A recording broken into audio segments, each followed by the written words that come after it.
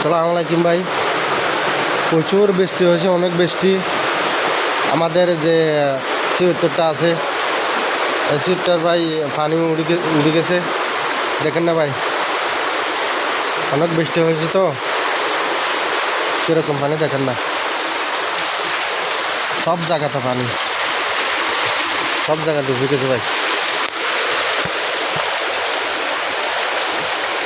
সেন্টারের ভিতরেও পানি, সব জায়গাতে পানি ভাই, দেখেন না ভাই।